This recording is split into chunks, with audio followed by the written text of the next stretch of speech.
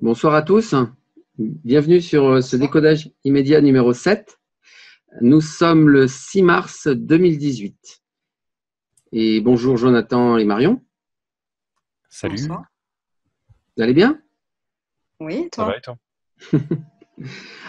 Alors ce soir, de quoi allons-nous parler? Nous allons parler du nouveau service militaire selon Macron, du développement des crypto-monnaies, Benjamin Fulford et l'effondrement boursier.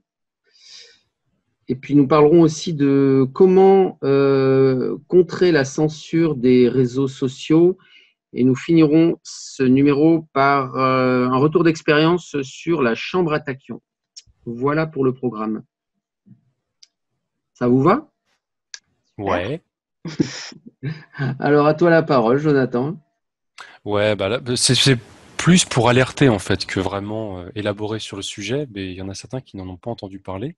C'était une promesse de campagne d'Emmanuel Macron d'amener un retour au service militaire obligatoire d'une période. D'ailleurs, ils sont pas encore totalement fixés, sauf si vous avez des informations plus détaillées et mises à jour. D'une période allant de 2-3 mois, quelque chose comme ça, ou ça récemment ça parlait peut-être de quelque chose de plus court. Et donc ça s'adresse aux garçons et filles de 18 à 21 ans. J'ai cru entendre qu'ils voulaient l'abaisser. Alors je sais pas si c'est un hoax ou factuel encore. Voilà, donc ça concernerait techniquement de 600 000 à 800 000 jeunes. Et voilà. Sauf que le problème, c'est que moi, il y a deux soucis. Hein. On en discute parce que là, c'est un peu un débat ouvert. Il y a deux soucis moi qui me viennent à l'esprit. C'est premièrement le coût de ce pseudo-projet. Il est estimé, d'après les estimations les plus sérieuses, à environ 30 milliards. Donc un gouffre, alors qu'on est censé ne plus avoir de thunes et qu'on racle les fonds de tiroir. Donc déjà, il y a un gros souci d'ordre économique. Et puis le deuxième, moi, qui m'est venu à l'esprit, mais j'ai pas réussi à trouver de véritables informations sur ça, c'est l'aspect vaccinatoire. Parce qu'on sait que pour rentrer dans l'armée, il faut avoir tous ces vaccins à jour et même des spécifiques. Moi, je peux en dire quelque chose vite fait, parce que j'ai voulu rentrer à une période dans l'armée de terre. Et, et lors de mes tests, j'ai pas pu échapper à un certain vaccin.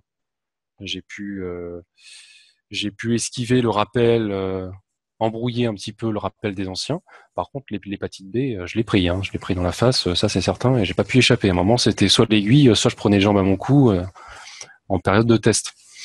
Donc voilà. Donc moi, ce que je me demandais, c'était est-ce que ces jeunes de 16 à 18 ou de 18 à 21 ans, j'ai pas l'impression qu'ils sont encore vraiment fixés, mais en tout cas, est-ce que ces adolescents ou ces très jeunes adultes vont devoir être vaccinés pendant cette période de service militaire, de nouveau service militaire? Alors, je ne sais pas si vous avez des informations par rapport à ça, mais si c'est le cas, parce que normalement c'est obligatoire, hein, quand tu es dans le contexte d'armée, tu as forcément tes vaccins à jour, et si tu les as pas, tu seras obligé de les faire, avant ou sur place. Et sur place, ça se fait beaucoup. Donc je m'interroge et je m'inquiète énormément pour cette génération-là, si tant est que ce projet arrive à terme. Je Reste pense. bien à distance constante de ton micro parce qu'on a l'impression que ça oscille là. Le son de ta voix oscille. Ah ouais? Ouais, absolument. Ok. Effectivement, ça pourrait être une façon un petit peu détournée comment dire, de mitrailler nos jeunes de vaccins, parce que il y a plus que ce qui est obligatoire devant la loi, en fait. Mais est-ce que toi, ton hypothèse, c'est de dire que cette nouvelle obligation de service militaire pourrait être une façon de détourner, de pouvoir vacciner un peu plus la population? Bah, ce genre de projet, généralement, c'est pas pour une seule raison. Je pense que c'est pour un enchevêtrement de raisons et que ça fait partie de l'équation, pour moi, hein. Mais est-ce que c'est la raison ultime? J'en sais rien. Après, ça se tient par contre, on voit bien qu'ils ont passé à vitesse supérieure sur la vaccination en rendant 11 vaccins obligatoires, en menant la guerre aux parents qui s'opposent, etc. Donc oui, c'est pas impossible.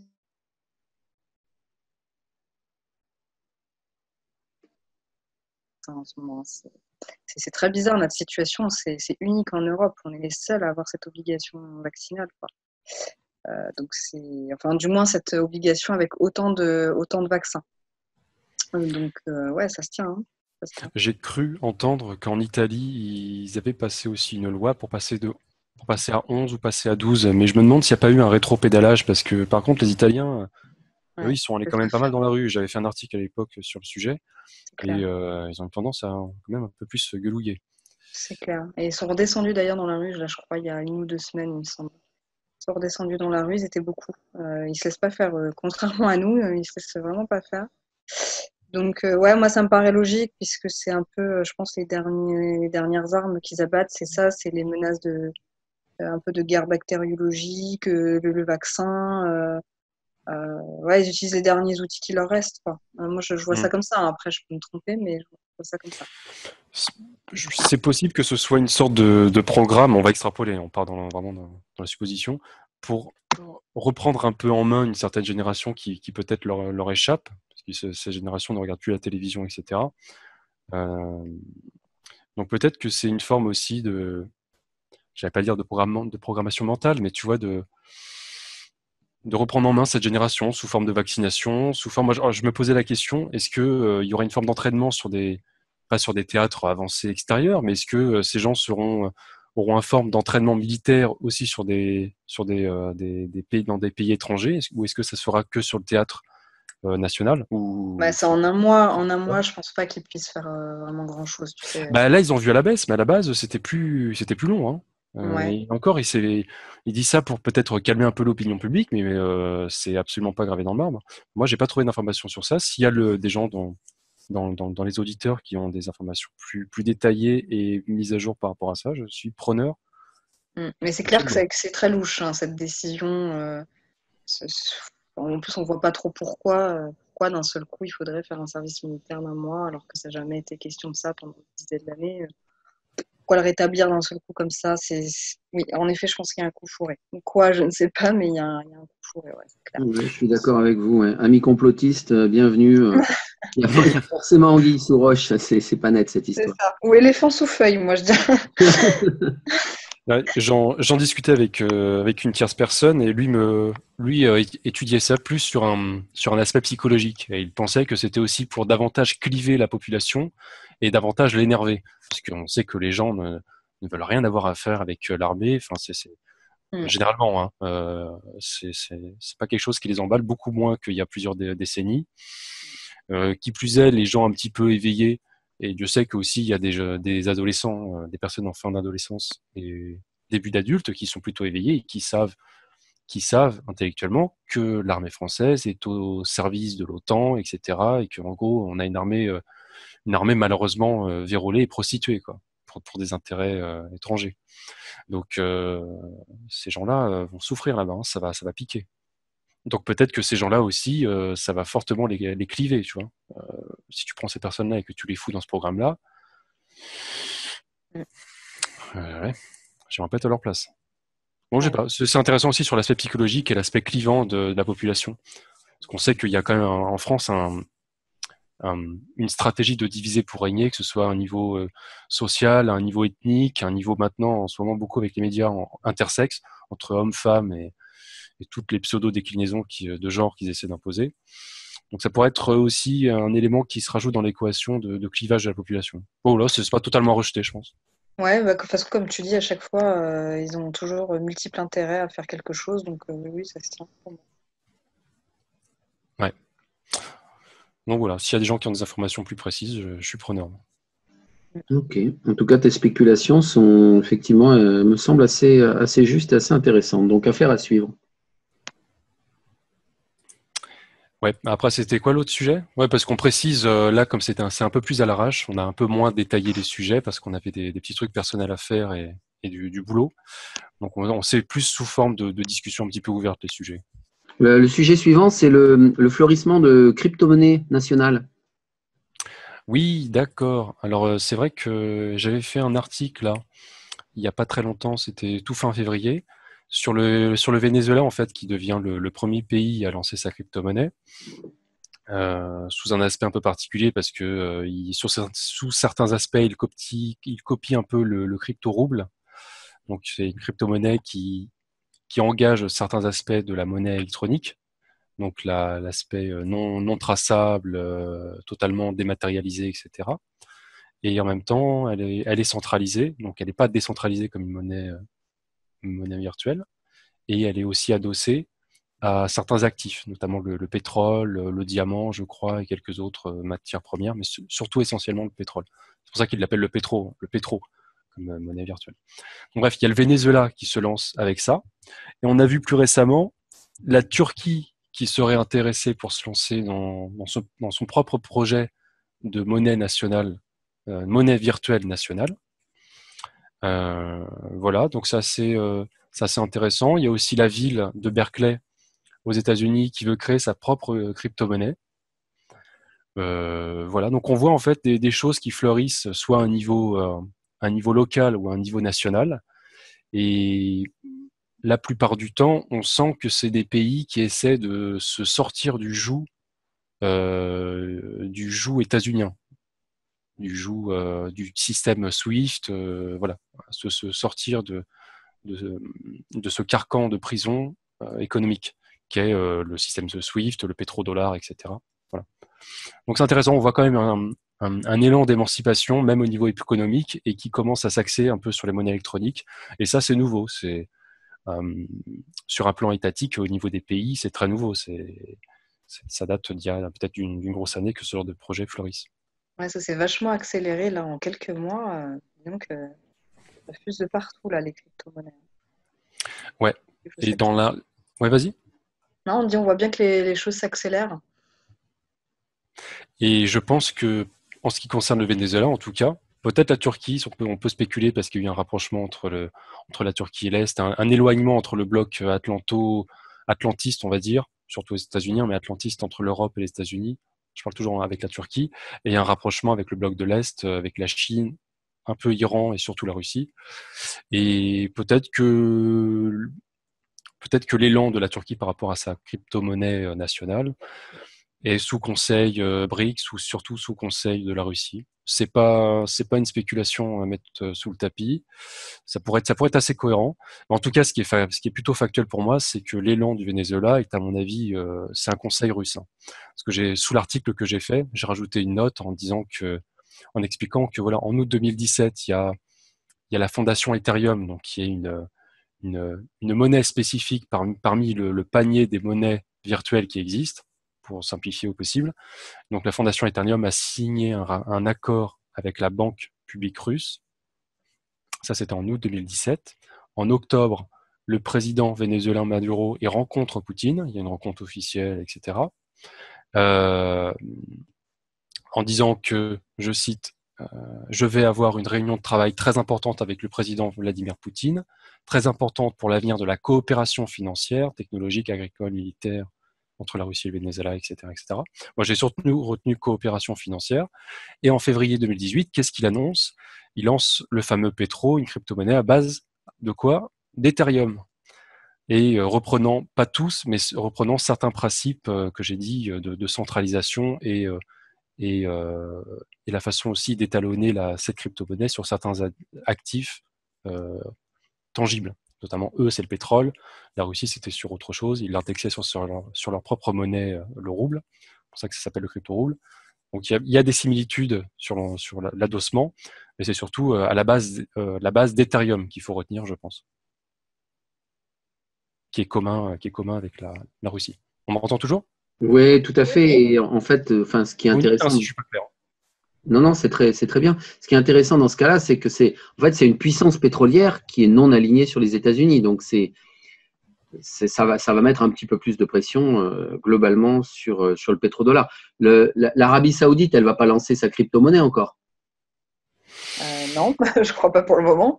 Non, Donc, mais c'est pas impossible. Faudrait que, là, tu me poses une colle en fait. Il faudrait que je fasse des recherches pour voir s'ils ont pas ça sous le capot ou si c'est totalement étranger à leur projet. Mais c'est pas idiot comme question en fait. Merci. À prendre en compte aussi qu'il y a le Yuan Oil qui s'est lancé là. Pardon? Le Yuan Oil, donc l'équivalent du pétrodollar, quoi. Oui. Absolument. Et d'ailleurs, fin mars, apparemment, ils veulent acter ça et que ça rentre totalement en état fonctionnel. Ah oui, d'accord. Ouais, donc je crois que c'est le 26 mars. C'est vraiment une date. Ouais.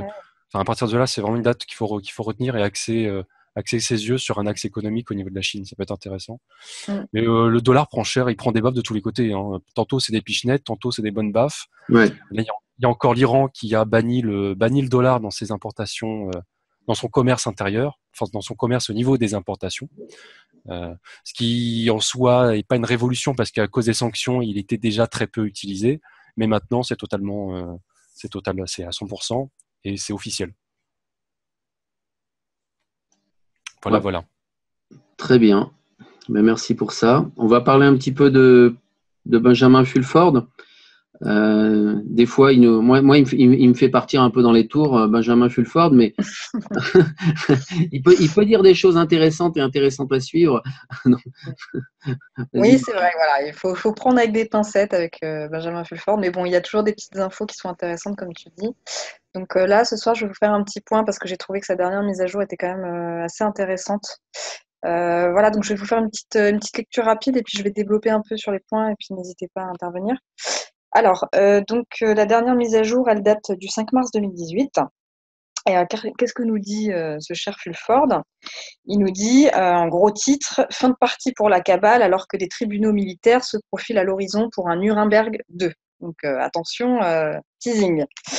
Alors, donc la faction de la mafia khazariane qui a essayé de déclencher la Troisième Guerre mondiale et tuer 90% de l'humanité vit maintenant ses derniers moments selon des multiples sources concordantes. Les indices les plus évidents en ont été le décret présidentiel et une annexe de 636 pages publiée le 1er mars 2018 par le président des États-Unis Donald Trump et le département de la Défense qui ouvre la voie à des tribunaux similaires à ceux de Nuremberg. Joe, tu voudrais peut-être parler d'ailleurs de ce décret, puisque toi, tu t'as un peu renseigné, je crois, sur le décret, tu as été voir. Tu parles de ce décret-là ou le décret antérieur du 21 décembre? Non, celui du 1er mars 2018. Ouais, bah, je suis allé voir, j'ai téléchargé les 2 PDF, mais le problème, c'est que comme il fait 600 pages et des poussières, j'ai pas encore pu vraiment détailler et j'ai pas retrouvé le passage spécifique dont Benjamin Fulford fait référence. Mais D'accord. comme j'ai vu d'autres sites reprendre cette information et apparemment ils préparaient des articles euh, un minimum détaillés, je doute qu'ils se soient tous trompés. Donc le paragraphe doit forcément exister et c'est moi qui n'ai pas aligné mes deux yeux. D'accord. Mais On vérifiera. ouais, ouais, D'accord. ça a vérifié, mais ça semble tout à fait cohérent. Ça semble cohérent avec le décret que la Maison Blanche a, euh, a sorti le 21 décembre, qui sommairement, on peut rappeler, comment dire, euh, il vampirise les biens des personnes qui sont accusées de crimes contre l'humanité en fait et de traite humaine. C'est pas le D'accord. terme vampiriser, mais il confisque les biens, voilà, et les avoirs.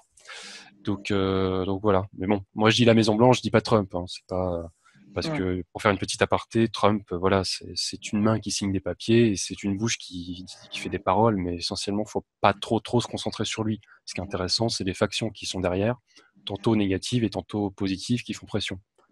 Le lobby, la cabale d'un côté et le lobby, enfin le complexe militaro-industriel positif, la faction positive à l'intérieur de ça qui fait pression, qui sont reliés avec des factions positives à l'Est. Mais voilà, mais il ne faut pas faire très attention sur Trump, c'est pas très intéressant. Ni Ça, en ça bien ni en deviendra, mal. ça deviendra véritablement intéressant lorsqu'on aura des vraies confiscations de biens. Euh, Parce que pour l'instant, voilà, c'est un décret, mais je n'ai pas entendu d'exemple concret de membres de la mafia khazariane qui ont eu leurs biens confisqués. Alors peut-être qu'il faudra attendre l'événement pour ça, d'ailleurs, pour voir ça. Oui, je pense aussi. Hein. Oui, et malgré tout, il y a quand même ces décrets sont quand même déjà factuels, donc il y a un niveau euh, un niveau juridique. On sent qu'il y a des marches, il y a des préparations en vue de quelque chose de plus gros. On peut quand même rappeler qu'à la fin 2017, c'est à la fin de chaque année, en fait, il y a des mises sous scellé d'accusations à venir. Et chaque année, on sait à peu près le décompte qu'il y a. Et là, à la fin 2017, on avait entre 3 et 4, certains disent plus, mais moi, d'après ce que j'ai vu, c'est entre 3 et 4 fois plus que l'année précédente, où il y en avait déjà beaucoup. Donc ça semble, c'est quand même un truc à retenir.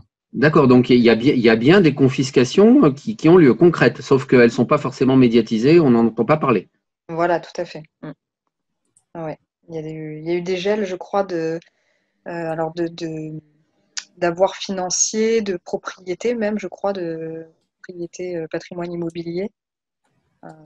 Certaines têtes, membres de la cabale. Voilà, donc à suivre, quoi. Voilà, donc ça, c'était le premier point dans sa mise à jour. Ensuite, il y a un deuxième point sur la guerre commerciale qui est en train d'être menée là, par Trump. Donc, il dit la première bordée a été l'annonce que les États-Unis allaient frapper de taxes respectivement 25% et 10% les importations d'acier et d'aluminium. C'est pour le moins étrange parce que la mesure vise essentiellement les alliés des États-Unis, y compris le Canada, qui a enregistré un déficit commercial de 7,7 milliards de dollars avec les États-Unis en 2017. Donc effectivement, c'est très bizarre. Là, on voit bien ce que tu dis, Jonathan, que Trump, il fait des pas en avant et en arrière suivant qui le guide de derrière. La Chine, qui a un excès de la balance commerciale de 288 milliards de dollars avec les États-Unis, ne représente que respectivement 2% et moins de 1% des importations américaines d'acier et d'aluminium. Donc quand les médias nous racontent qu'on vise la Chine, en fait, pas du tout. A priori, c'est pas spécialement eux qui sont visés. Et lui, il va même plus loin, il dit que ça impacte surtout donc des pays alliés comme le Japon, la Corée du Sud et le Brésil. C'est intéressant ça. Donc voilà, donc effectivement là, ça c'est plutôt une guerre commerciale mais positive. Voilà. Parmi les trois que tu as cités, il y a quand même deux pays qui sont des fiefs de la cabale. Je veux dire, le Japon, c'est Japon. on enfonce une porte ouverte avec le Japon, et le Brésil, les Illuminati ou les Khazariens, ou on peut les appeler comme on veut, etc. Enfin, ils ont énormément de bases là-bas, ils ont totalement verrouillé ce pays. Donc ouais, c'est intéressant comme détail.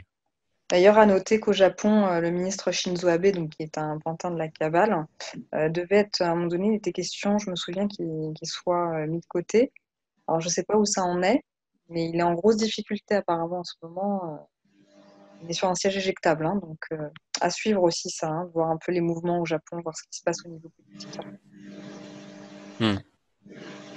Voilà, donc il dit que cette mesure est également évidemment pas que cette mesure n'est pas liée aux militaires américains, que le secrétaire à la défense des États-Unis, James Mattis, a envoyé une lettre au département du commerce pour faire remarquer que les militaires américains n'utilisaient que 3% des capacités manufacturières d'acier et d'aluminium des États-Unis et qu'il était préoccupé par l'impact négatif sur nos alliés cruciaux de cette mesure. Donc on a compris que M. Mattis n'était pas d'accord avec la décision de Trump. Donc on comprend bien pour qui il agit. Voilà. Donc voilà pour ce point commercial. Bon, je vous inviterai à aller lire l'article en détail parce que c'est assez détaillé. Qu'est-ce qu'il dit d'autre d'intéressant? Il dit que les militaires américains, quant à eux, sont en train de contourner le département du commerce et d'ouvrir des négociations directes avec la Chine. Voilà. Donc voilà. Est-ce qu'il y a d'autres d'intéressants?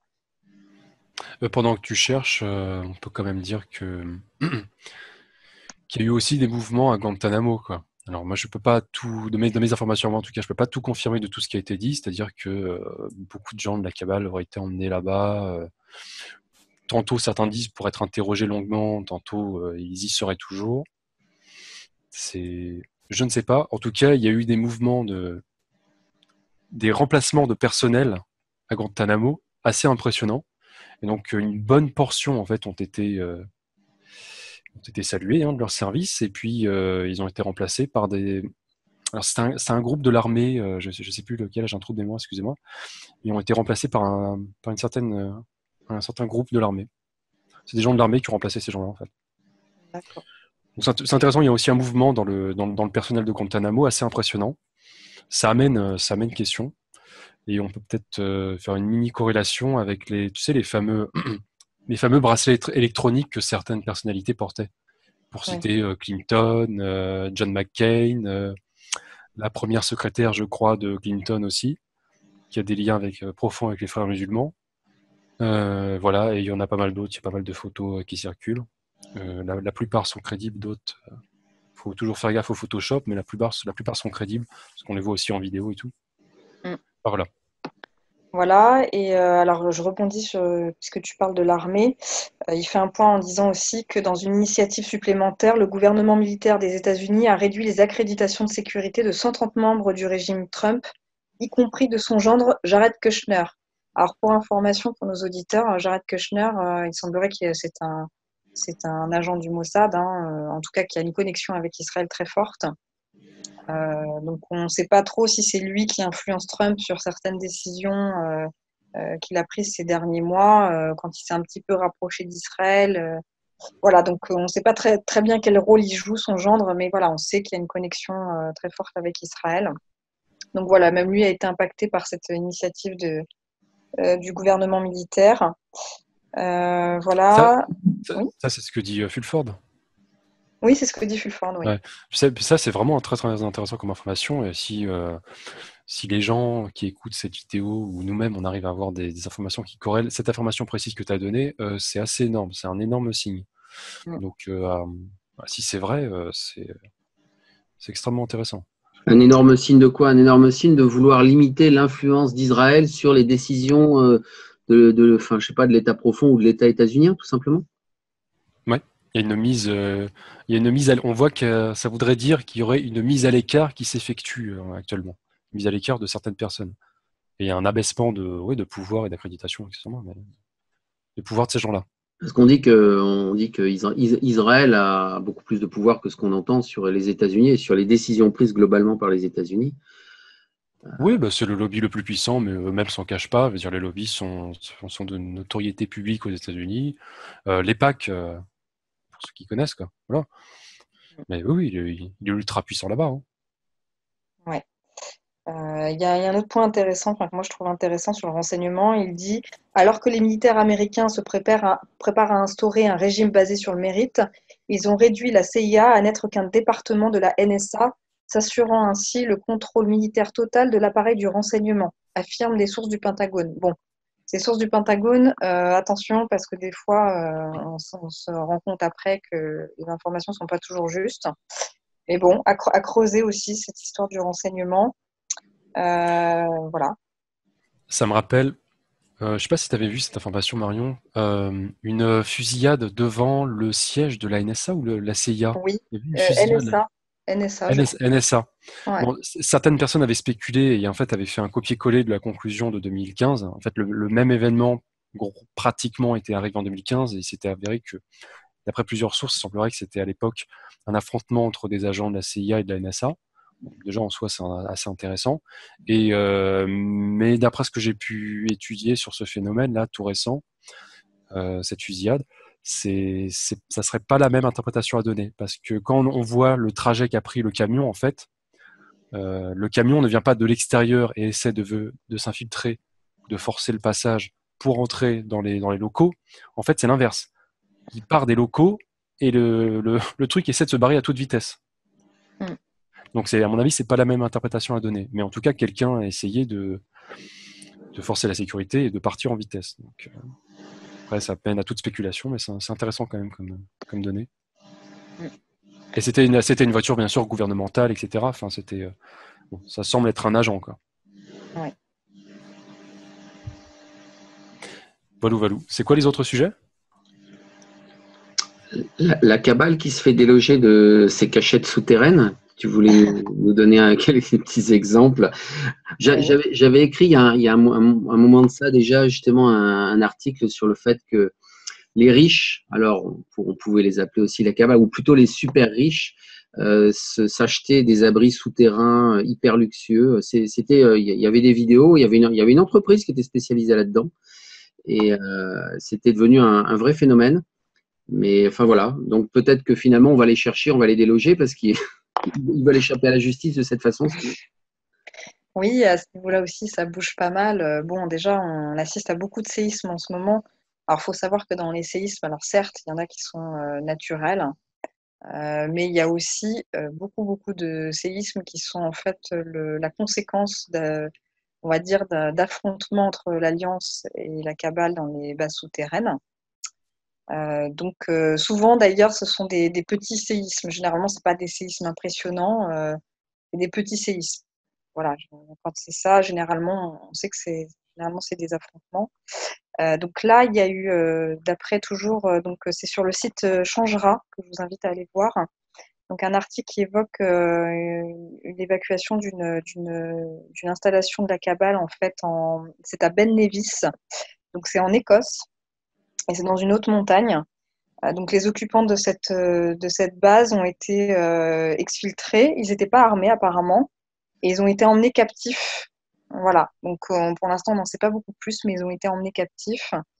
Cette installation a priori contenait des plans d'idées désespérées, hein, dixit l'article, pour des armes expérimentales qui ne verront jamais le jour. Le but de l'installation était de se venger du Royaume-Uni pour le Brexit, échec de la cabale qui est derrière la création de l'Europe, dirigée par des commissions non élues qui appliquent ces ordres totalitaires et les imposent aux différents États qui n'ont plus de pouvoir décisionnaire. Donc voilà, donc après, moi, sur cette info, sur le Brexit, je ne sais pas. Moi, j'avoue que j'ai eu du mal à comprendre les tenants et les aboutissants du Brexit. Je ne me permettrai pas de mettre un avis là-dessus parce que je ne sais pas qui est derrière réellement le Brexit. Non, Voilà. mais si on publie officiellement sur ce genre de cachette et le fait de déloger des personnes, il faut bien donner une explication qui peut sembler rationnelle au public. Voilà. Mais là, l'explication que tu nous donnes me semble pas du tout la bonne. Comme ça, a priori, mon intuition me dit qu'elle n'est pas du tout la bonne, mais qu'elle vient satisfaire à une exigence de curiosité du public face à ce fait d'actualité. Voilà. Après, cet article revient aussi donc sur le décret de Trump, donc ça je vous passe le détail. Autre point intéressant, puisqu'on devait parler du reset financier et de l'effondrement boursier. Donc beaucoup de personnes un peu renseignées parlent en ce moment d'un effondrement boursier, surtout au niveau du dollar, qui serait un peu fulgurant et rapide et qui permettrait d'amorcer pour Trump le reset financier, hein, d'introduire le nouveau système financier et notamment le dollar étalonné sur l'or. Voilà, donc ça, bon, c'est de la spéculation aussi, mais c'est vrai qu'en ce moment, on sent beaucoup comme l'a dit Jonathan tout à l'heure, beaucoup de signes, notamment donc avec les crypto-monnaies et tous les États qui sortent du pétrodollar. Il y a eu effectivement le dollar qui a fait des bonds là ces derniers temps. Le Dow Jones qui a pris moins Voilà, 660 points il y a encore quelques semaines. voilà, le Dow Jones qui a fluctué là fortement ces derniers temps. Donc il y en a qui annoncent un gros changement pour mars. Alors voilà, c'est de la spéculation. En effet, on peut pas le vérifier pour l'instant, mais tenez-vous informés et surveillez bien ce qui se passe au niveau financier parce qu'en effet, là, ça va être très intéressant quand même, je pense, au mois de mars. On voit bien que ça bouge de partout. Voilà, donc potentiellement, certains disent que Trump introduirait ce nouveau dollar courant mars. Donc à suivre. Et alors, je sais pas si tu l'as vu la vidéo que j'ai relayée sur mon mur Facebook par rapport à Simon Parks, qui explique que le Dow Jones en fait est très fortement utilisé par la cabale pour des projets Black Ops. Oui. Donc, en prenant en considération ça et en partant de ce postulat, le fait que le Dow Jones se prenne un moins 666 points, si tant est que c'est véritablement un outil de la cabale, c'est assez fort comme signe. Oui, mais encore le 66, comme d'habitude, ils aiment bien. 666. 166. Voilà, et donc cet article précise, une fois que le marché boursier aura atteint un certain niveau, l'étalon or actif sera introduit comme une solution mondiale. Donc l'introduction de l'étalon or actif et de la réévaluation, ce qu'on appelle le RV, se produira simultanément, ce qui entraînera alors l'introduction du nouveau système financier. Les contrats futurs de Yuan Oil Gold seront en direct sur le marché pour le 26 mars 2018. Bon, on nous fait une annonce d'une date, ça je ne peux pas le vérifier non plus, on ne sait pas. Voilà, donc tenez-vous informés, ouvrez bien vos yeux, peut-être que le mois de mars va être très intéressant de ce point de vue-là en tout cas. Et dit cet article, alors, encore une fois, ce n'est pas vérifiable, que l'accord de Paris révisé a également été signé par Trump le 28 février 2018 dernier à huis clos et signé par 209 pays, ce qui signifie que le Nessara et le Guessara seront prêts à être mis en œuvre à la suite pour le bien et la prospérité de tous. Voilà, en gros, en substance, ce que dit cet article sur le reset financier. Donc, sans verser dans le survivalisme, donc c'est intéressant de faire quelques réserves d'eau et d'alimentation. Enfin, en tout cas, s'assurer que nos réserves sont à niveau. Oui, je pense que c'est le bon moment là. On peut commencer à se préparer. Alors, il ne s'agit pas de faire peur, mais c'est vrai que quand on est informé, éveillé, comme certaines personnes d'entre nous, eh ben, préparons-nous et laissons aux autres qui ne sont pas encore prêts, le jour venu, l'opportunité de pouvoir se fournir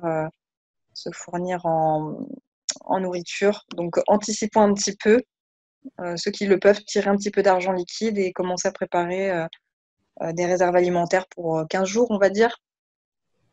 Ouais, c'est ce que Ouais. préconise le mouvement Prepare for Change globalement et pour voilà par rapport à la possible réinitialisation financière. Pardon, Jonathan, je t'ai interrompu. Non, pas de souci. Entre autres, peut-être, si possible, acheter quelques petites piécettes d'or ou piécettes d'argent, etc. Ça peut toujours intéressant de pas mettre ses œufs dans le même panier. Voilà. Ouais, de l'or réel, voilà, effectivement, pas de l'or papier, Oui, comme tu pas dis, de leur vraiment papier. des piécettes. Et d'ailleurs, si possible, dans son coffre-fort, c'est mieux même, parce qu'à la banque, je suis pas sûr qu'elles soient en sécurité. Ah non, non, non, non, Non, non, non. non plus, je suis pas certaine. Bien que toutes les banques, a priori, ne seront pas fermées, je crois, pendant l'événement. A priori, il y aura quelques banques qui resteront ouvertes. J'avais cru comprendre. Ah bon? Il y aura quelques banques qui resteront ouvertes, il me semble, pendant le reset financier, et puis, enfin, surtout pendant l'événement. D'accord. Voilà, a priori. Mais bon, c'est vrai qu'il ne faut pas trop compter sur les banques à ce moment-là, hein. Il vaut mieux compter sur des vrais billets et de l'or, ou de l'argent, ou voilà, des métaux précieux. Ok, on va parler un petit peu de la censure des réseaux sociaux. C'est vrai on est un petit peu attaqué de partout en ce moment-là. On s'en rend bien compte. Alors le kidam qui regarde sa télévision ou qui va de temps en temps surfer sur Internet, ben évidemment, il voit rien. Il voit rien du tout. Mais nous qui sommes plongés là-dedans quotidiennement dans les réseaux sociaux, dans Facebook, YouTube, les moteurs de recherche, etc., on se rend bien compte qu'il y a énormément de mécanismes qui ont été mis en place pour nous brider, pour brider la diffusion de tout ce qui est médias alternatifs et réinformation. Et en fait, on voulait vous donner quelques petits conseils pour justement pour contourner cette censure qui ne dit pas son nom. Voilà, il y a plein de petites pratiques qu'il faut avoir pour justement pour essayer de contourner cette censure algorithmique qui est invisible. Donc je sais pas. Enfin moi je peux donner des exemples, mais Jonathan, tu voulais donner quelques conseils par rapport à ça? Ouais, bah, je pense on a peut-être certains en commun, certaines solutions. Mais déjà, pour expliquer que quand même, Facebook a changé son algorithme à plusieurs reprises. Et là, la dernière fois, je crois que c'est en janvier. Et c'est vrai que depuis janvier, particulièrement peut-être février, c'est la folie, quoi. Il y a énormément de comptes qui sautent, des posts qui ne sont pas publiés. Il y a, je crois que Marion peut même plus en parler que moi. Il y a des pseudo-organismes vérificateurs. Oui, c'est assez drôle. Moi, j'ai remarqué que, en fait, dès que je vois un article, que ce soit mes contacts ou des pages officielles qui publient donc des articles sur des médias alternatifs, venant de médias alternatifs, systématiquement, j'ai en dessous Le Monde, organisme vérificateur, et avec un article sur le sujet contestant les théories du complot. Que ça soit sur les vaccins, que ça soit, enfin, voilà, tout de suite, c'est automatique. On a l'impression qu'il y a un robot qui repère tout de suite et qui vous envoie une alerte fake news, quoi. Si tu veux. Donc, Mais Facebook coopère de façon tout à fait officielle avec Le Monde ouais, et notamment le Décodex. ouais, Hein, ouais, tout à fait. le Décodex qui fait des articles pour démentir. Lorsque certains articles alternatifs ou de réinformation font un peu trop le buzz, ben, ils sont obligés de se fendre d'un article pour démentir, expliquer que tout ceci est faux, etc. Et en réalité, enfin, il y a, le Décodex a été financé d'ailleurs en partie par Facebook et par Google. Donc on peut s'imaginer que c'est une initiative locale, anticipée par rapport au projet de loi Macron, mais en réalité, c'est un mouvement qui est mondial. Et bon, et il se trouve que c'est le monde qui a pris ça en main. Mais bon, le Pas Décodex, que le monde. Non, non, pas que le monde, attention. C'est là qu'on voit la supercherie quand même de la chose. Moi, j'ai vu que, par exemple, Le Figaro ou Le Point étaient aussi organismes vérificateurs maintenant. Donc, vous voyez clairement que les médias mainstream ont tout pouvoir de décider quelle information est juste ou pas, ce qui est d'ailleurs, en termes de neutralité journalistique, déjà, c'est très bizarre, hein, ce fonctionnement, enfin, c'est ahurissant. Donc, non, non, il n'y a pas que le monde. Alors, effectivement, c'est le principal, mais pas que, d'accord. hein. Ah ouais, Il tout y a à 20 fait. minutes aussi, je crois, non? Comment? Il y a 20 minutes aussi. 20 minutes aussi, alors ça m'a fait bien rigoler, 20 minutes. Bon, 20 minutes en plus, c'est pas un journal. termes de travail journalistique, voilà, on peut vraiment remettre en question. Alors, si 20 minutes est organisme vérificateur, pourquoi pas Exoportail, moi j'ai envie de dire. Hein. Je veux dire, on est tout aussi sérieux qu'eux. Hein, donc, C'est préférerais que ce pas soit. idiot, ça. ouais, Je vais soumettre ma mais candidature. nous, on n'est pas sollicités, bizarrement. Nous, on ne nous propose pas d'être organisme vérificateur. C'est Mais marrant. alors, ce qu'il faut voir, 20 minutes, ça, j'ai envie de dire, ça a raison d'être quelque part, parce qu'il fait partie du top 10 ou du top 20 des sites français les plus visités. Hein. Donc, c'est 20 minutes et voilà. Ah, d'accord, Beaucoup, mais beaucoup, bon, beaucoup de lecteurs. pourquoi spécialement qui nomme ces médias organismes vérificateurs? Qui est-ce qui décide que tel média est apte à juger d'autres médias et d'autres informations? Enfin, et quand même, ça pose une sérieuse question de l'indépendance de l'information en France. Hein. Moi, je trouve que c'est une grave atteinte aux libertés, d'information. Hein. C'est fou. Il y a aussi Twitter qui est dans le lot. Hein. Il y a eu des caméras cachées de cadres s'exprimant en caméra cachée qui expliquaient que oui, ils pratiquaient la censure ouvertement. Voilà, c'était assez hallucinant. Donc voilà, il y a censure par rapport à Twitter, il y a la censure par rapport à Facebook, il y a aussi la censure par rapport à YouTube. Il y a énormément de chaînes YouTube qui ont sauté là, de chaînes YouTube dissidentes qui ont un récit, une narrative, une grille de lecture alternative par rapport à la doxa officielle. Et surtout, depuis le false flag qu'il y a eu aux États-Unis avec la fusillade là, au Texas, hein. Ouais, c'est dans le Nevada. Dans le Nevada. Et donc, pas mal de chaînes YouTube, surtout anglophones, ont affiché leur désaccord et leur débunkage de cet événement. Et en fait, ils ont reçu des strikes, puis pouf, ça a sauté très très vite.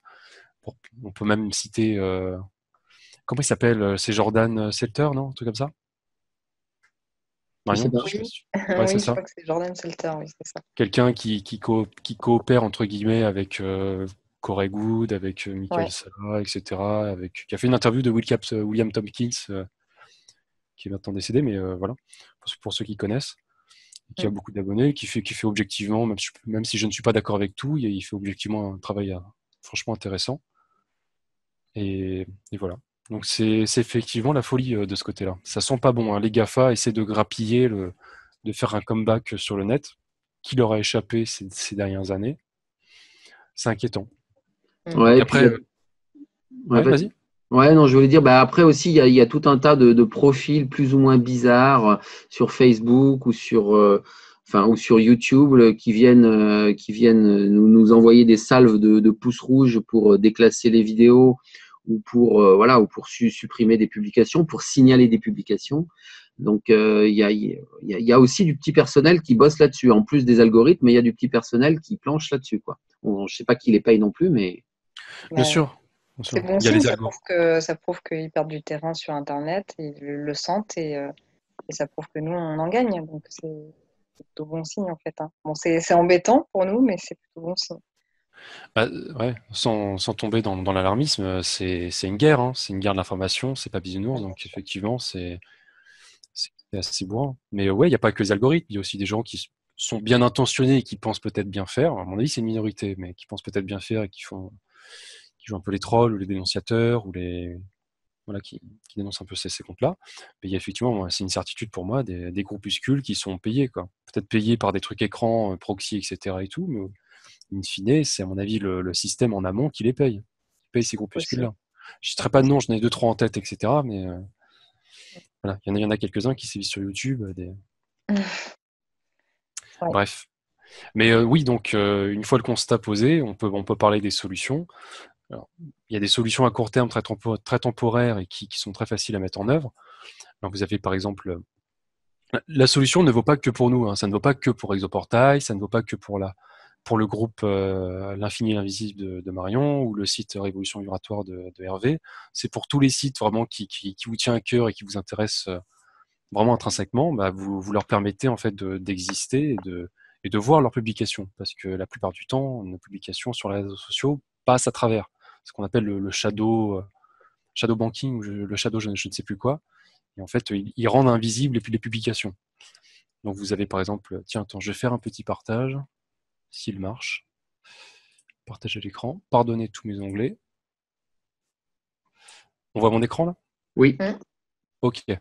Donc là, sur la page, mais encore une fois, ça équivaut à toutes les pages qui vous intéressent fondamentalement.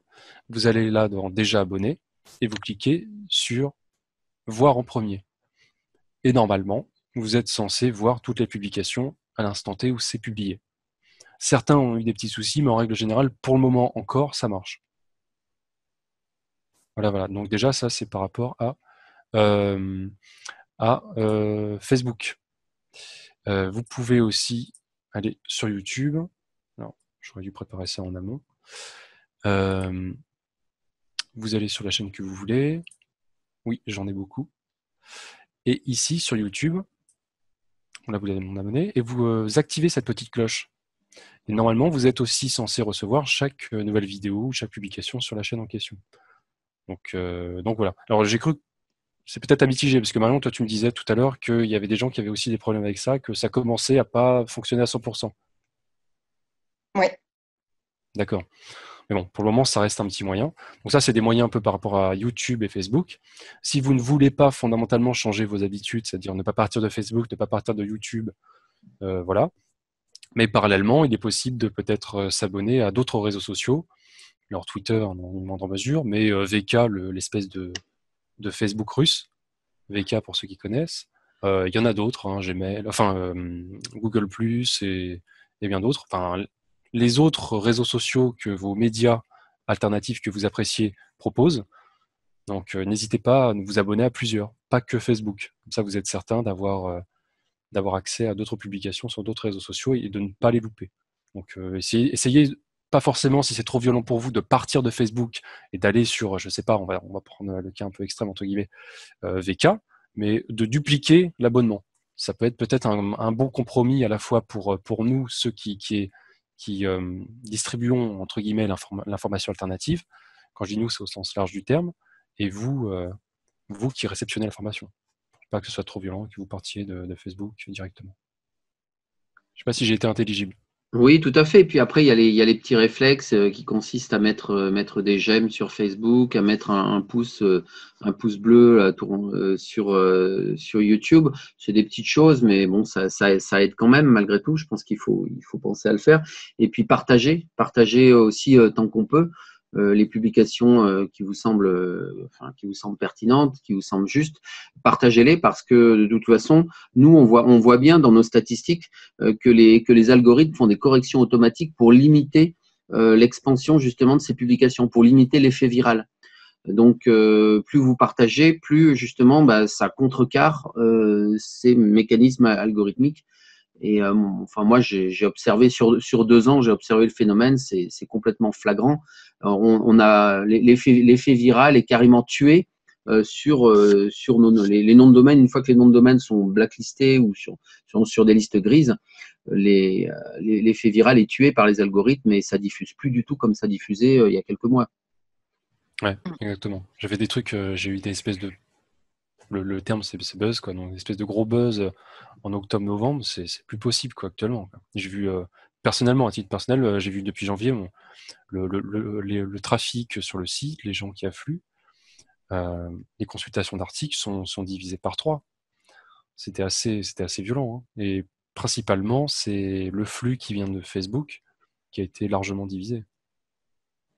Enfin, moi, avec mes statistiques, j'arrive à peu près à l'identifier. Toi, je sais pas par quoi tu l'as identifié, si tu as vu une baisse par rapport aux botteurs des réseaux sociaux. Enfin, Moi je la vois surtout aux courbes, en fait. Si tu veux, à l'allure des courbes, ça fait des créneaux, ça fait un phénomène viral, ça fait des vagues. Ça fait des vagues assez homogènes, on va dire. Bon, ça monte, ça descend, c'est normal. Il y a des pics et il y a des creux. Mais ça fait des vagues, ça fait pas des créneaux, ça fait pas des marches d'escalier. Et là, on voit quand il y a des publications qui commencent à partir, qui ont un effet buzz, hop, il y a la vague qui démarre et d'un coup, hop, un phénomène correcteur derrière et un petit créneau en descente pour corriger l'effet buzz. Ça se voit très très bien. Bon, faudrait, là, je pourrais pas vous le montrer comme ça, mais ouais, d'accord. Enfin voilà, c'était pour alerter un petit peu sur ce phénomène-là qui quand même inquiète beaucoup de gens et qui est clairement sérieux, et puis essayer de donner des petites astuces très simple, c'est pas chronophage et ça permet clairement de soutenir, d'aider et d'essayer de se coaliser contre la bête, comme dirait l'autre. Voilà, et utiliser les moteurs de recherche alternatifs comme DuckDuckGo ou Quant, parce que c'est bête à dire, hein, mais les résultats de recherche Google, ils sont trafiqués. Et ça, nous, on l'observe aussi, encore c'est pareil, hein. Ça peut sembler une légende auprès de Monsieur Tout-le-Monde, mais nous, on l'observe très clairement sur certaines recherches spécifiques. Et moi, j'ai en tête un exemple, ce qui concerne la pédocriminalité. Des sites qui parlent de pédocriminalité sont régulièrement déclassés de façon artificielle. Avec exactement les mêmes critères de recherche, vous les trouvez en rang numéro 1 sur DuckDuckGo et Quant, et puis ça n'apparaît plus sur la première page, voire même sur la deuxième, troisième de Google. Donc voilà, Google a ce pouvoir-là, puisqu'ils ont, je ne sais plus, 97% de part de marché sur la France. Donc ils font ce qu'ils veulent en termes de résultats de recherche. Puis il y a l'aspect vie privée aussi, parce que quand vous tapez, vous faites des recherches chez Google, .com.fr ou toutes les variantes, votre vie privée, dans la majorité des cas, sauf si vous utilisez un VPN ou je ne sais quoi, vous pouvez dire adieu. Alors que je crois que celui que tu as cité, Quant, son atout principal qui est mis en avant, c'est le respect de la vie privée. C'est pareil pour DuckDuckGo. Il n'est pas censé collecter des informations sur papier. Oui. Donc voilà. On a fait un peu le tour? Ouais, je crois bien. Ouais. On va parler de chambre à tachyon à ce moment-là. Alors, oui, je voulais vous faire un petit retour d'expérience là-dessus, puisque j'ai eu la chance de pouvoir tester ça récemment. Donc, une chambre à tachyon, d'abord, c'est quoi une chambre à tachyon? On va dire, pour dire les choses simplement, c'est une pièce dans laquelle on aura mis en place un certain dispositif qui va vous connecter en fait de façon plus directe à la source, un peu comme on le ferait quand on rentre dans un état de conscience modifié, quand on fait de la méditation. Mais là, c'est fait par un dispositif, donc on va pas. J'ai pas envie d'appeler ça une machine, c'est pas à proprement parler une machine, mais c'est un dispositif qui permet de se mettre sous une douche de tachyon. Alors un tachyon, c'est quoi? Le tachyon, ça va être, c'est la particule, c'est la particule élémentaire qui porte l'énergie, la lumière spirituelle. Donc c'est une particule qui reste spéculative pour la science mainstream, mais qui est une réalité, enfin, j'ai envie de dire tangible, pour toutes les personnes qui ont fait un certain travail sur soi ou un cheminement spirituel. Et il y a énormément d'acteurs, même d'entreprises, qui travaillent sur le tachyon, sur la tachyonisation d'objets, justement pour essayer de faciliter notre connexion à la source. Et c'est l'objectif donc d'une chambre à tachyon. Alors pourquoi aller dans une chambre à tachyon? Eh bien, justement pour son propre développement spirituel, améliorer sa connexion à la source. Alors, beaucoup de gens y vont dans un simple objectif, on va dire, thérapeutique, parce que on a observé, même si c'est pas le but premier, on a observé que un séjour dans une chambre à tachyon, alors ça se fait par des séances successives, améliore l'état de santé global sur le physique, sur le psychique, sur le mental. Ça joue sur tous les plans, puisque c'est une reconnexion à la source. Donc, cette reconnexion à la source va venir nourrir, cicatriser en fait toutes les blessures qu'on peut avoir sur les différents plans énergétiques. Donc voilà, donc on y va pour ça, on y va pour se guérir, on y va pour développer cette connexion et pour aussi développer ses capacités. Et la chambre à tachyon, de facto, joue un rôle sur le réseau énergétique terrestre, puisque c'est un point de connexion à la source en fait qui se fait. Et donc plus il y en a, j'ai envie de dire mieux c'est. Voilà. Alors moi, j'ai pris la décision d'aller visiter la chambre à tachyon qui se trouve en Slovénie. Alors Slovénie, c'est un petit pays à côté de l'Italie qui faisait partie de l'ancien bloc yougoslave. La capitale, c'est Ljubljana. C'est un petit pays qui est grand comme la Bretagne, 2 millions d'habitants, qui est peu connu. Mais là-bas, il y a une chambre à tachyon. Et alors, il y en a entre 30 et 40 aujourd'hui dans le monde entier, qui ont été mises en place par le réseau, on va dire essentiellement le réseau du Contacté Cobra, puisque c'est lui qui a la maîtrise de ces chambres à tachyon, et avec une technologie qui a été transmise par ces contacts pléiadiens. Voilà, donc en fait, je peux pas vous décrire trop dans le détail en réalité ce qu'est une chambre à tachyon. Ce que je peux vous dire, c'est que ça utilise les cristaux, bien sûr, les cristaux tachyonisés, ça utilise la géométrie sacrée, et une chambre à tachyon, elle a été, on va dire, la pièce qui est dédiée à ça a été nettoyée. Il y a eu un travail énergétique globalement qui a été fait pour être dans un lieu aussi sacré que possible pour la fonction qui lui est destinée. Donc on ne peut pas donner trop de détails de façon publique parce que comme c'est des lieux qui sont éminemment stratégiques, on pourrait imaginer des dispositifs qui visent à contrer l'effet énergétique de ces chambres à tachyon. Donc il faut rester prudent par rapport à ça. Alors après, donc qu'est-ce qui se passe quand on est dans une chambre à tachyon? Donc en fait, en réalité, on s'allonge pour justement se mettre dans un état de conscience modifié, et après il nous arrive tout un tas de ressentis. Alors ça va dépendre des personnes. Les ressentis sont très personnalisés. Il y a des personnes qui vont être plus visuelles, d'autres plus auditives, d'autres plus sensitives, etc. Donc, on va avoir des ressentis qui sont liés à notre, on va dire, nos sens dominants. On va avoir des ressentis qui sont liés… Alors, l'énergie tachyonique, d'une façon générale, elle va là où elle a besoin d'aller. Donc, en fonction des blocages qu'on peut avoir, en fonction des blessures ou autres, l'énergie va aller travailler là où elle a besoin d'aller travailler. Donc, on va avoir des ressentis localisés par rapport à… Si j'ai un problème au genou, je vais sentir un flux d'énergie un peu plus intense au niveau du genou.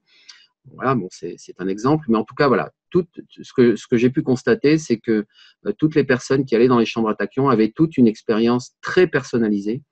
Des retours très différents à faire. Il y a des contacts qui peuvent être établis, télépathiques, dans une chambre à tachyon.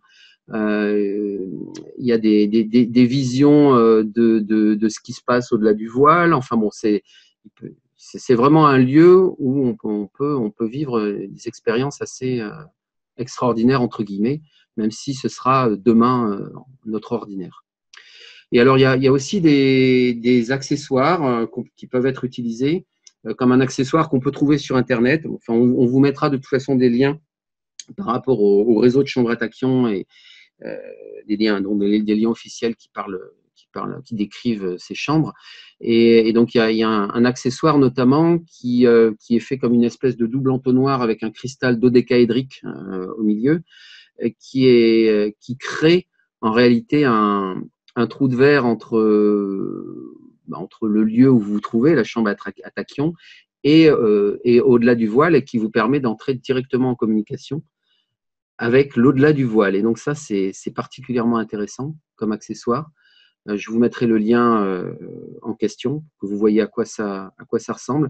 Ça peut paraître un peu fantaisiste, un peu farfelu, mais quand on l'a testé, je peux vous dire que c'est une réalité. C'est une réalité physique, hein, cette connexion qu'on peut obtenir. Et qu'est-ce que tu as ressenti, toi, Hervé? Alors, moi, j'ai fait 3 séances successives. Il est conseillé de faire ça sous forme de série. Hein, on ne peut pas juste faire une séance de 20 minutes. En général, c'est des séances de 20 minutes qui sont préconisées pour les adultes. Faire une séance, c'est insuffisant. Il faut faire une série, donc 3 ou 6. Enfin bon, ça va dépendre de ses objectifs. Et on se rend compte que le ressenti, il évolue même d'une séance à l'autre. Donc, moi, ce que j'ai observé, ce que les personnes autour de moi ont observé, c'est qu'à la première séance, c'est un petit peu la séance préparatoire. Donc, ça travaille au niveau physique. Comme voilà, pour préparer le travail sur des couches plus élevées. Et les séances suivantes, on sent justement que le travail se déporte sur des couches énergétiques qui sont plus élevées. Donc, c'est des ressentis, c'est des visions. Ça peut être du son, et ça peut être aussi des expériences de décorporation.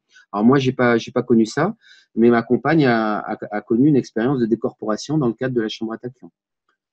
Donc voilà, c'est riche. C'est riche et je vous encourage, si vous avez, si ça vous parle, de tenter cette expérience. Ça ne pourra que vous faire du bien par rapport à votre développement. Parce que bon, les conséquences, après, elles sont multiples et elles peuvent.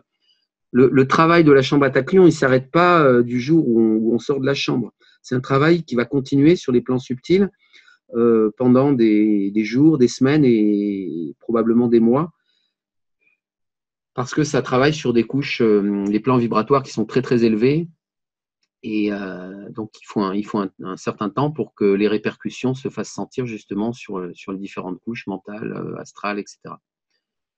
Donc voilà. Donc c'est une façon, en résumé, en conclusion, je dirais que la chambre à tachyon, c'est une façon très pertinente de se préparer à l'événement.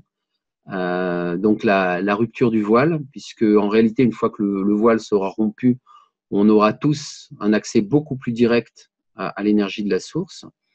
Donc c'est une façon de se préparer à ça, mais c'est aussi une façon de faire en sorte que cet événement justement arrive le plus tôt possible, parce que chaque personne qui se reconnecte à la source devient vecteur justement de tachyon et va faciliter les choses pour l'effondrement du voile. Donc voilà, c'est vraiment à recommander pour préparer la nouvelle Terre. Bah, merci pour ton retour, Hervé, c'est super intéressant. Et donc, j'ai une petite question. Tu recommandes spécifiquement ce site ou tu penses qu'il est possible de le faire ailleurs? Ah non, et alors, donc il faut aller sur le site des chambres à tachyon, donc, qui ont été mises en place par Cobra. Je pense qu'elles se valent toutes en réalité, puisque c'est la même technologie pléiadienne qui est derrière. Par contre, ce qu'il faut savoir, c'est que il y a des personnes qui revendiquent des chambres à tachyon qui ne sont pas les chambres à tachyon qui ont été mises en place par Cobra. Et là, par contre, je ne connais pas. Moi, je ne connais que celle qui a été mise en place par Cobra. Et alors, donc, il y en a une qui est plus proche de chez nous, qui se trouve en Suisse, près du lac de Constance. Il y en a une en Allemagne, il y en a une en Autriche, en Slovaquie, je crois, aussi. Et puis, alors, il y en a beaucoup en Asie. Donc, en fait, pour toutes les personnes qui peuvent être amenées à voyager aux États-Unis ou en Asie, renseignez-vous, ça peut valoir le coup, parce que sur votre lieu de destination de voyage, il peut très bien y avoir une chambre à tachyon.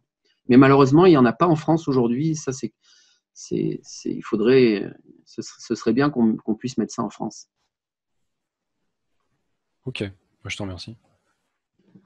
Donc toi, tu regrettes absolument pas, quoi. Ah ben non, bien sûr que non. Et d'ailleurs, j'espère pouvoir renouveler cette expérience. Est-ce que tu penses qu'il y a besoin de le faire plusieurs fois? Ah oui, mais après, ça dépend de ses objectifs, tu vois. Il y a beaucoup de personnes qui ont, d'après ce que j'ai compris, qui ont un objectif assez simplement thérapeutique. Pour un objectif thérapeutique, alors, ça n'agit pas de façon, comment dire, pour agir sur le plan physique, ça peut prendre un certain temps. Pour réparer des blessures émotionnelles, des blessures psychiques, ça peut être très rapide. Voilà, donc ça va dépendre vraiment de ses objectifs. Mais je pense qu'effectivement, le développement n'a pas de limite. Donc, suivant ses objectifs, alors il ne s'agit pas non plus de vivre sa vie dans une chambre à tachyon, c'est pas ça le truc.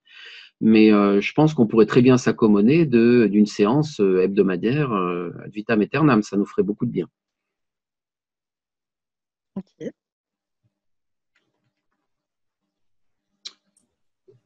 Plus de questions? Okay. Non, bon, j'en ai plus trop en tête. Non. Ben, on va pouvoir terminer cette séquence. Ouais.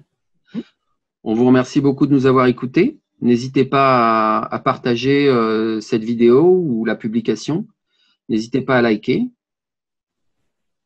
Et puis, à une prochaine.